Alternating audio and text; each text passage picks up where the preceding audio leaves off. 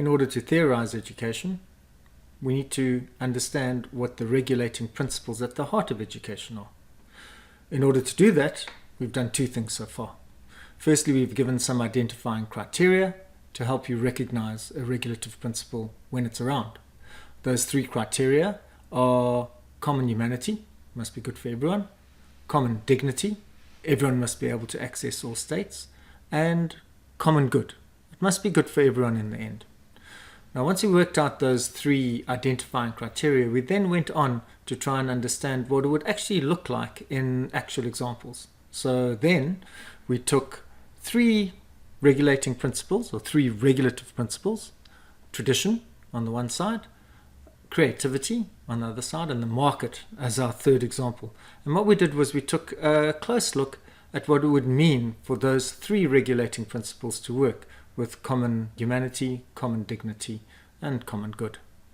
But now what we really want to do is we want to get into the harder question of what happens when these regulating principles come into conflict with each other or alliance with each other, how they negotiate with each other, how they try and work out what kinds of positions they have to take in a real world where you are continuously meeting up with other people or with other principles which are competing for your attention. And certainly in education, we will see that there's massive conflict and competition between these different types of principles.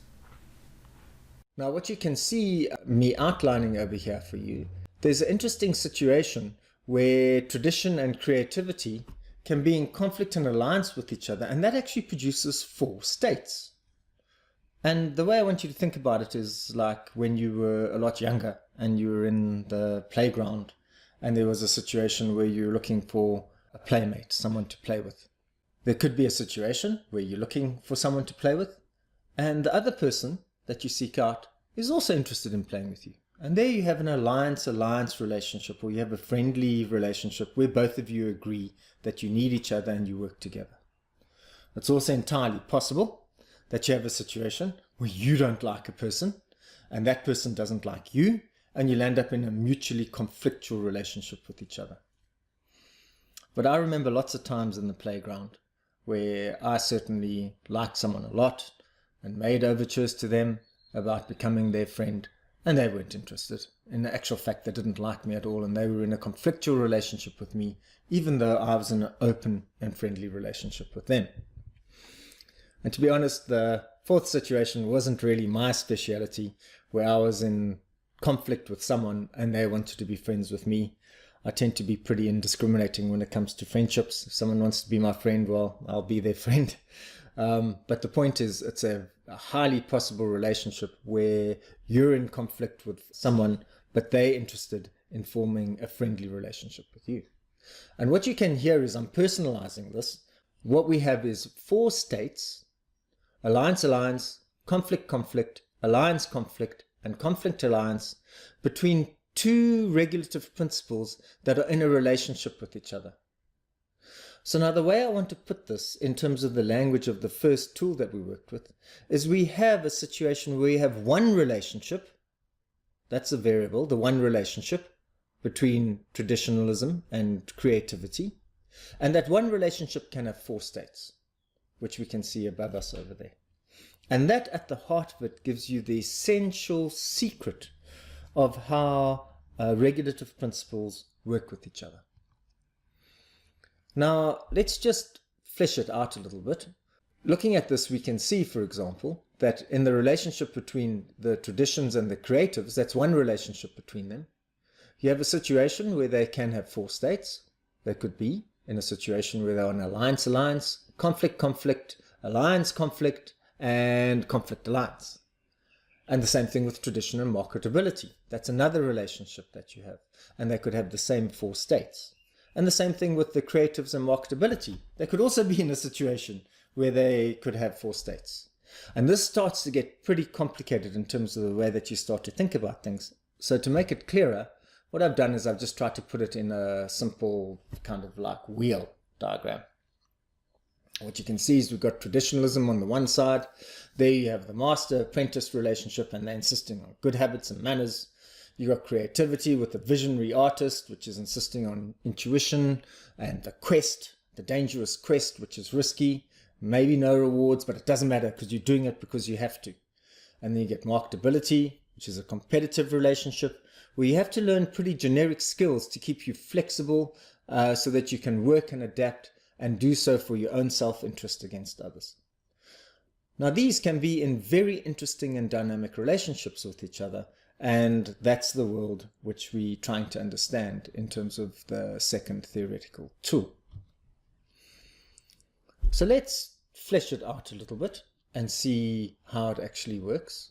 And let's start off with traditionalism, and let's imagine that traditionalism, creativity, and marketability are all in conflict with each other. So I'm going to keep it simple initially. I'm going to say these three they pretty much all hate each other's guts. So what's traditionalism going to say about creativity and marketability? Well, traditionalism will say about creativity that they're indulgent, that they're too interested in their own creative processes and they're not actually concerned about the traditions of society as a whole. The traditionalists could also turn around to the market and say the market basically sells out and destroys tradition. It's always interested in trying to make money. It's always interested in trying to turn it in towards some kind of a modern, recent use which it can use to its advantage, not seeing traditionalism for the deep wisdom that it holds, which must work in its own terms in terms of respect, not in terms of selling it out. Now, the creatives, well, they can turn around to the traditionalists and they can say, listen, you guys are just way too rigid. In that kind of situation, you'll end up stultifying and stopping people from actually pursuing their own deep heart and their own deep creative instincts. And they can certainly turn around to the market and they can say, listen, you guys just sell out and destroy creativity. You're in a situation where you just want to try and make it into something that's popular and cheaply interesting so that the most people can be interested in it, and by doing that you're actually vapid and worthless. Now, the people who support marketability, well, they can be in a situation where they point out quite accurately in terms of their terms that tradition is too rigid to be able to adapt to current demands, and that makes it out of date and worthless. And they could certainly argue that the creatives are too indulgent and too precious. They're looking at themselves all the time. They're trying to work out their own creative processes. And in doing that, they don't work out what the true value of it is for other people, which is only carried through on market principles. So here you can see the three regulative principles pretty much in deep conflict with each other. But as I said earlier, it's entirely possible for these regulative principles to also be in alliance with each other. So let's take a look at that and try and make sense of that. Well, you could have the traditionalists certainly in the relationship between creativity and marketability saying that tradition actually makes you creative. It's being involved in the deep wisdom of the ages and immersing yourself in that gives you the base to become more creative in a deeply informed and rich way. And certainly the traditionalists could turn around to the market and they could say, we've always worked with skills which adapt to the current. That's one of the deep principles of tradition. You go all the way back to the ancient Greeks, for example, with rhetoric or rhetoric, or however it is that you pronounce it. And you'll see there, they were quite happy with a situation where they would work with popularity, working with the crowd, making sure you get things through in a way where everyone supports you. And the traditionalists would argue that that's a part of their tradition. The difference being that because it's got such a long history, it's even better than it could be than if you just tried to do it through modern techniques. The creatives could certainly argue that they work with both traditionalism and marketability and look for alliances with them. They could say we use tradition as our base. We make sure that firstly people learn the basics before they can become creative. And certainly they can say that creativity thrives in market conditions which give you the space and opportunity to test and show which things are worthwhile and which ones aren't, and generate an innovative mindset which forces you to continuously transform and work with things that are new. Same thing with marketability. Marketability could say, listen, generic skills that we use, well, what that does is it provides some flexibility to the traditional skills. And they could certainly argue that the best generic skill of all, which we can sell, is creativity. And you see that on the market where you go out and you want to buy things or programs, and one of the things they advertise is creativity. So there we have the basics of how regulative principles actually work in either alliance or conflict with each other. And what I'd like to do in later videos is go into some detailed examples of how these regulative principles work with education.